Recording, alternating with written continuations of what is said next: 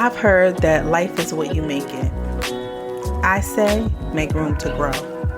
I'm your host, LaWanda Dockery, and this is the Make Room to Grow podcast. It all started with a dream about growing food, and who would ever imagine that growing food would lead to me learning about personal growth and development? Well, it did, and I want to bring you along for this beautiful ride. Thank you so much for joining me.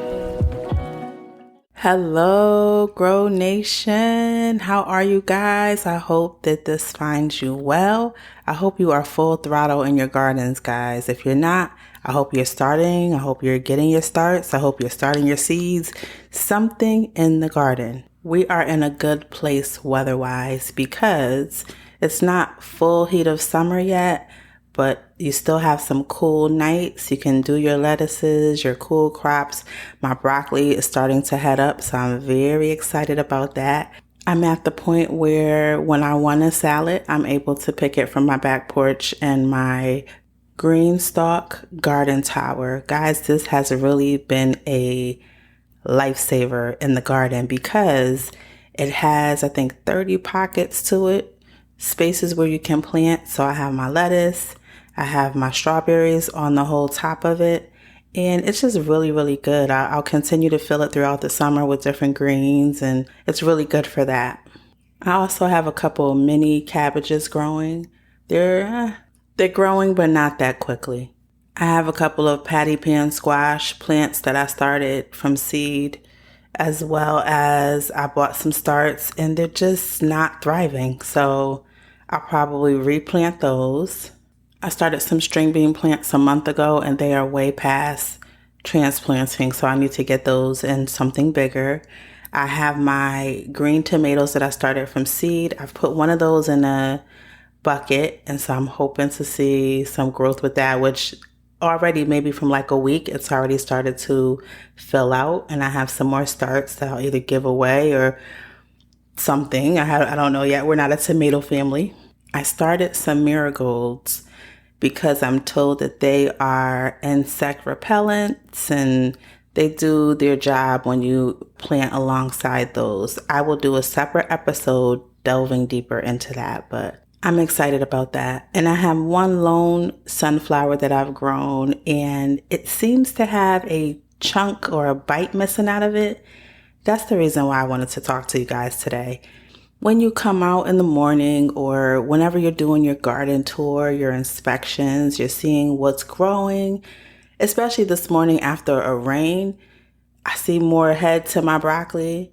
I see that there's more growth on the lettuces. The strawberries are really, my husband told me that I need to figure out what to do with the runners from the strawberries, and I really, really do. I'm thinking of cutting those and maybe giving those away. And let me stick a pin in where I was going. Let me say that he is doing the raised bed. That is his baby. That's his domain. And he has a whole strawberry patch going on. So that's part of that update. But back to the sunflower that has a chunk missing out of one of the leaves.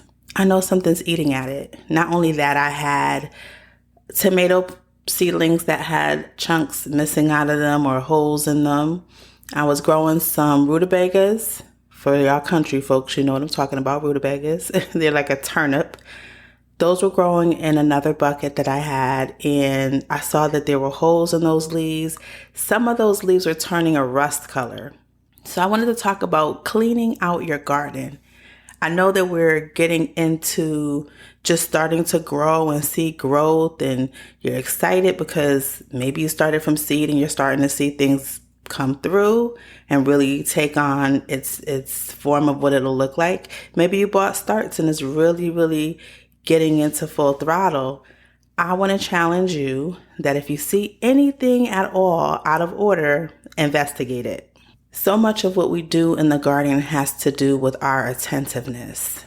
If we miss something, if we're not hands-on, if we don't go out for maybe a week or two, maybe you go away and you come back and you really haven't paid attention to your plants, I want you to inspect, turn over those leaves, see if you see any infestations in your garden, see if things are not the right color. And here's the thing, God really gave us the wiring and the equipping to know when something doesn't look right. Literally, you don't have to be a botanist or a horticulturalist, or you don't have to be an expert to realize that something is off in your garden. So last night, I didn't anticipate there being rain, but I went outside. It was rainy, but I did not care. I dumped the tub of the rutabagas, even though they were putting on really good growth, and I know that I was going to get some really good turnips. I could not have that sitting in my garden because whenever the wind blows, it takes those spores from one plant to another. So if there's like a fungus or some type of bacteria, that can be carried in the wind, and you don't want one plant to infect the whole garden. So be vigilant about that. That's the whole point of me coming on today, just to share with you. Inspect your plants and root out anything that is lying in wait to take out your whole garden.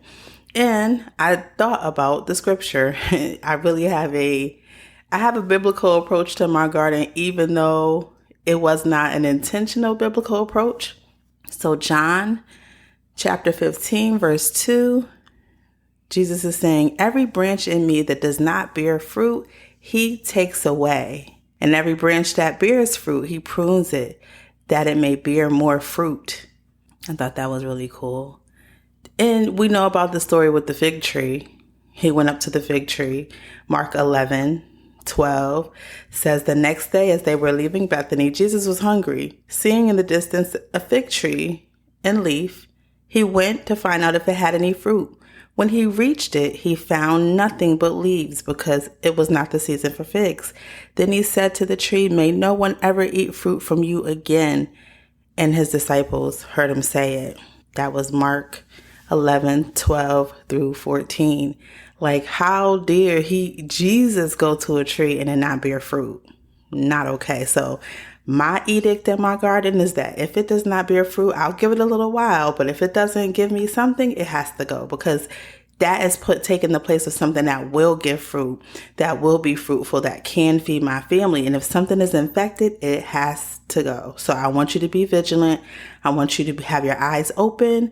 Look for anything that looks foreign, anything that is other than thriving in your garden. If it looks like it's maybe yellowing, maybe it needs to have some nutrients. Maybe you need to fertilize. Look into that. Maybe you're underwatering if you know the soil is dry. But if it looks diseased, take it out, start over. Until next time, I want you to be intentional about those areas in your life where you are going to make room to grow.